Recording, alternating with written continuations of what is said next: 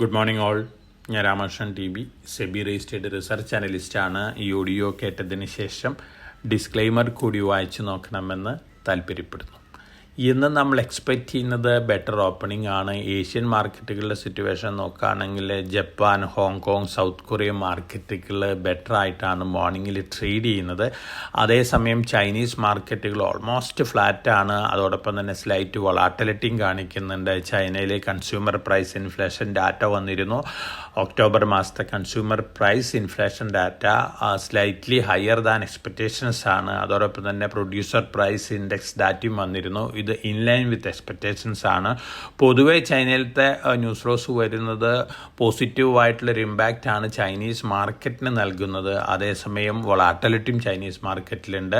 കഴിഞ്ഞ ആഴ്ചയിൽ നമ്മൾ ഗ്ലോബൽ മാർക്കറ്റ് സിറ്റുവേഷൻസ് നോക്കുകയാണെങ്കിൽ അമേരിക്കൻ മാർക്കറ്റുകൾ, യൂറോപ്യൻ മാർക്കറ്റുകൾ, ജാപ്പനീസ്, ഹോങ്കോങ്, അതുപോലെ തന്നെ സൗത്ത് കൊറിയൻ മാർക്കറ്റുകൾ, ഇന്ത്യൻ മാർക്കറ്റുകളെല്ലാം തന്നെ വീക്കായിരുന്നു വീക്ക് ടു വീക്ക്. അതേസമയം ചൈനീസ് മാർക്കറ്റുകൾ ബെറ്റർ ആയിരുന്നു വീക്ക് ടു വീക്ക്. ഗോൾഡിൻ്റെ കാര്യം നോക്കുകയാണെങ്കിൽ കഴിഞ്ഞ ആഴ്ചയിൽ വീക്ക് ടു വീക്ക് നോക്കുകയാണെങ്കിൽ ഓൾമോസ്റ്റ് ഫ്ലാറ്റ് ക്ലോസിംഗ് ആയിരുന്നു. $3999.6 പെർ ഔൺസിനാണ് സ്പോട്ട് ഗോൾഡ് വെള്ളിയാഴ്ച ക്ലോസ് ചെയ്തിരുന്നത്.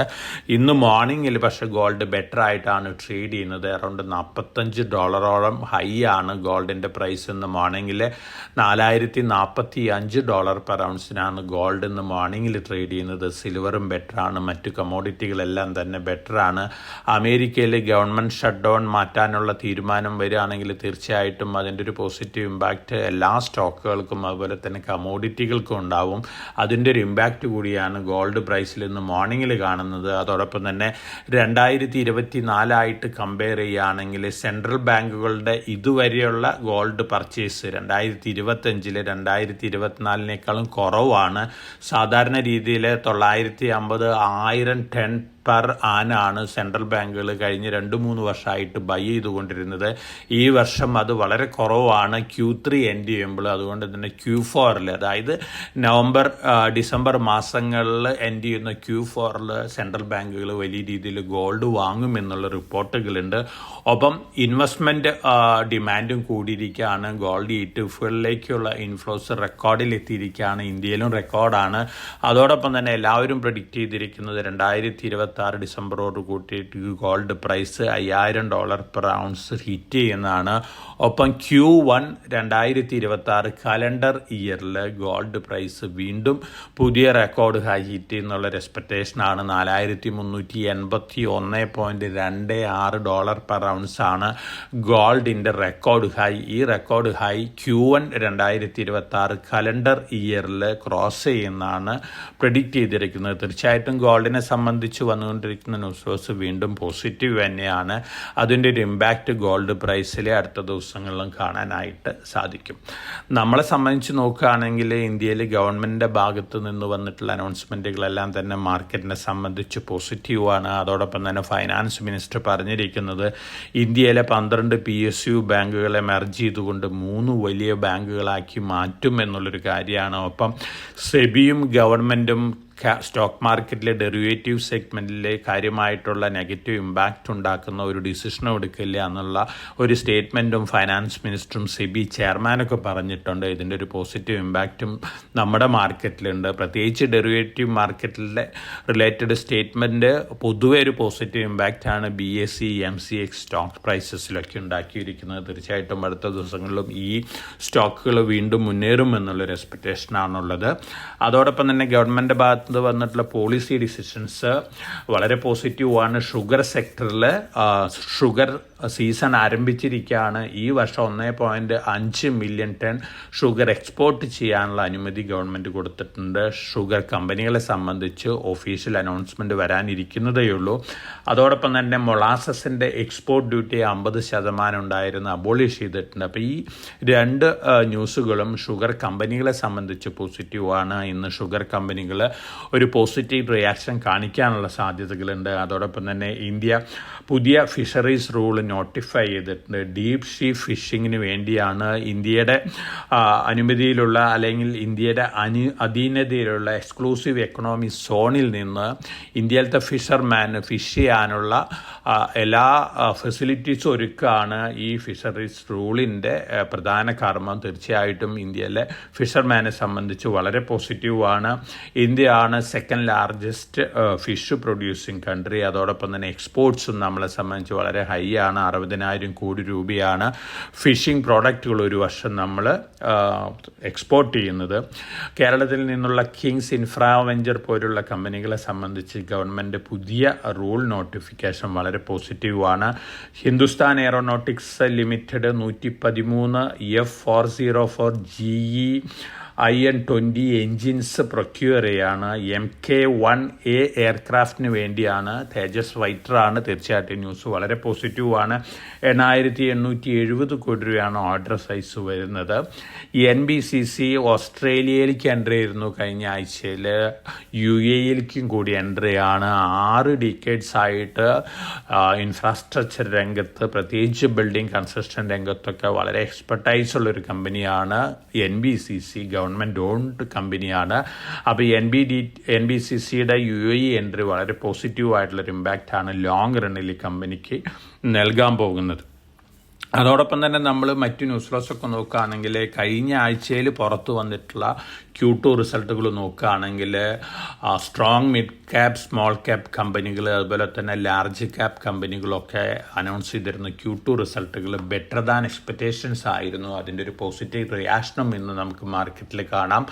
നല്ല Q2 റിസൾട്ടുകൾ പുറത്തുവിട്ടുള്ള കമ്പനികളുടെ ലിസ്റ്റ് നോക്കുകയാണെങ്കിൽ Kalyan jewellers, Bajaj auto, Torrent pharma, Interarch building products, Arvind limited, national aluminium, അതുപോലെ തന്നെ Nykaa, Aadhaar housing finance, Birla corp, Uno Minda, DAM capital, AIA engineering, Aris infra, Deep industries, Shyam metalics, Lumax industries, Divi's lab, Senores pharma, HBL engineering, Lloyds engineering, Neuland lab, അതുപോലെ തന്നെ AstraZeneca, force motors, Finolex industries, JSW cement, ഇത്തരത്തിലുള്ള കമ്പനികളൊക്കെ പുറത്തുവിട്ടിരിക്കുന്ന Q2 റിസൾട്ടുകൾ better than expectations ആണ്. അതിൻ്റെ ഒരു പോസിറ്റീവ് ഇമ്പാക്റ്റും ഇന്ന് നമുക്ക് നമ്മുടെ മാർക്കറ്റിൽ എക്സ്പെക്റ്റ് ചെയ്യാം. അതോടൊപ്പം തന്നെ TVS motors UK step down subsidiary ഉണ്ട്. TVS മോട്ടേഴ്സിൻ്റെ നോർട്ടൺ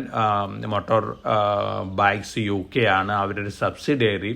അമേരിക്കയിലും കൂടി ഒരു സബ്സിഡിയറി ഫോം ചെയ്തിരിക്കുകയാണ്. അതോടൊപ്പം തന്നെ യൂറോപ്പിൽ വലിയ എക്സ്പാൻഷനാണ് TVS മോട്ടോഴ്സ് പ്ലാൻ ചെയ്യുന്നത്. പോസിറ്റീവ് ന്യൂസാണ് TVS മോട്ടോഴ്സിനെ സംബന്ധിച്ച്. JP അസോസിയേറ്റ്സ് ബിഡിംഗ് ഒരു പക്ഷേ അഡാനിക്ക് ഫേവറബിൾ ആയിട്ട് വരാനുള്ള സാധ്യതകളാണ് കാണുന്നത്. അത്തരത്തിലുള്ള റിപ്പോർട്ടുകളാണ് വന്നുകൊണ്ടിരിക്കുന്നത്. വേദാന്തയുടെ ഓഫറിന് എഗൻസ്റ്റ് ആയിട്ട് അഡാനിയുടെ ഓഫറാണ് JP അസോസിയേറ്റ്സിന് ഫേവറബിൾ ആണ് എന്നുള്ള റിപ്പോർട്ടുകളാണ് വന്നുകൊണ്ടിരിക്കുന്നത്. 2 ആഴ്ചയ്ക്കുള്ളിൽ ഇതിൻ്റെ ഔട്ട്കം വരും. അതോടൊപ്പം തന്നെ ഇന്നാണ് നമ്മുടെ കൺസ്യൂമർ പ്രൈസ് ഇൻഫ്ലേഷൻ ഡാറ്റ വരുന്നത്. റെക്കോർഡ് ലോ ആണ് എക്സ്പെക്റ്റ് ചെയ്യുന്നത്. 0.5% ആണ് എക്സ്പെക്റ്റ് ചെയ്യുന്നത്. കഴിഞ്ഞ മാസം അതായത് സെപ്റ്റംബറിൽ 1.54% ആയിരുന്നു. തീർച്ചയായിട്ടും ഈ ന്യൂസും ഇന്ത്യനെ സംബന്ധിച്ച് പോസിറ്റീവാണ്. ലോറസ് ലാബ് വലിയ എക്സ്പാൻഷൻ പ്ലാനിലാണ്. വിശാഖപട്ടണത്ത് ഒരു 5,000 കോടി രൂപയുടെ പ്രൊജക്റ്റാണ് പ്ലാൻ ചെയ്തിരിക്കുന്നത്. വലിയ എക്സ്പാൻഷൻ നടന്നുകൊണ്ടിരിക്കുകയാണ്. ക്യാപെക്സിൽ എപ്പോഴും വലിയ രീതിയിൽ സ്പെൻഡ് ചെയ്യുന്നൊരു കമ്പനിയാണ് ലോറസ് ലാബ്. അതിനനുസരിച്ചുള്ള ഒരു അപ്രീസിയേഷൻ സ്റ്റോക്ക് പ്രൈസിലും ലഭിച്ചിട്ടുണ്ട്. ഒപ്പം മറ്റ് ന്യൂസ് ഫ്ലോസൊക്കെ പൊതുവേ നോക്കുകയാണെങ്കിൽ പൊതുവേ വന്നുകൊണ്ടിരിക്കുന്ന ന്യൂസ് ഫ്ലോസ് എല്ലാം തന്നെ പോസിറ്റീവാണ്. ഗോൾഡ്മാൻ സാക്സ് നിഫ്റ്റിയുടെ ടാർഗറ്റ് 29,000 ആയിട്ട് ഉയർത്തിയിരിക്കുകയാണ് ഡിസംബർ 2026. തീർച്ചയായിട്ടും ഈ അപ്ഗ്രേഡ് ന്യൂസും ഇന്ത്യൻ മാർക്കറ്റിനെ സംബന്ധിച്ച് പോസിറ്റീവാണ്.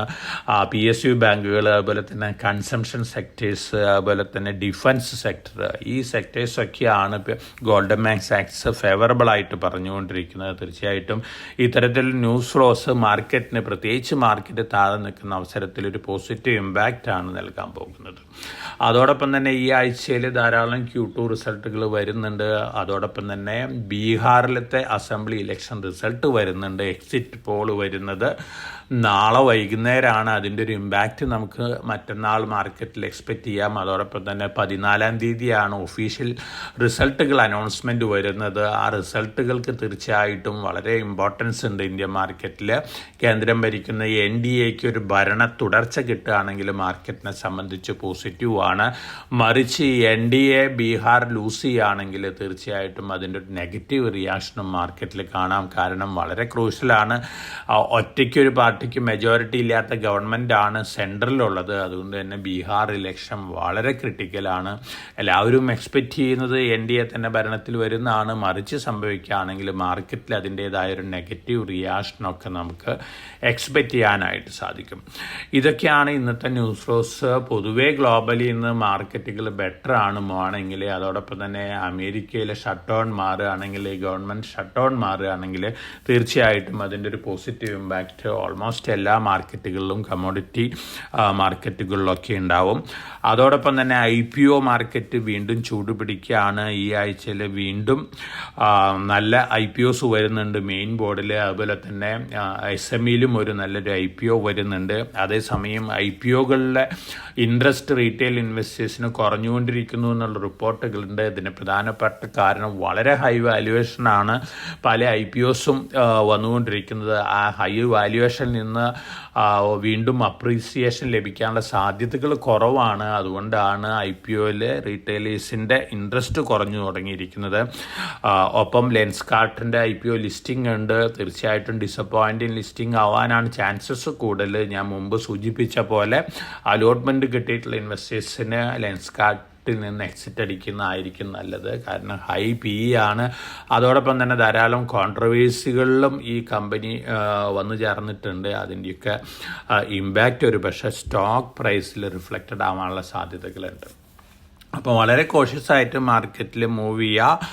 നല്ല വൊളാറ്റിലിറ്റി കാണാം. ബീഹാർ അസംബ്ലി ഇലക്ഷൻ റിസൾട്ട്, അതുപോലെ തന്നെ എക്സിറ്റ് പോളൊക്കെ വലിയ രീതിയിലുള്ളൊരു വൊളാറ്റിലിറ്റി മാർക്കറ്റിൽ സൃഷ്ടിച്ചേക്കാം. അപ്പോൾ വളരെ കോഷ്യസ് ആയിട്ട് മാർക്കറ്റിൽ മൂവ് ചെയ്യുക. എല്ലാവർക്കും നല്ലൊരു ട്രേഡിൻ്റെ ആശംസിച്ചുകൊണ്ട് ഞാൻ ഇന്നത്തെ പ്രീ മാർക്കറ്റ് കമൻറ്ററിയുടെ അവസാനിപ്പിക്കുകയാണ്. Thank you.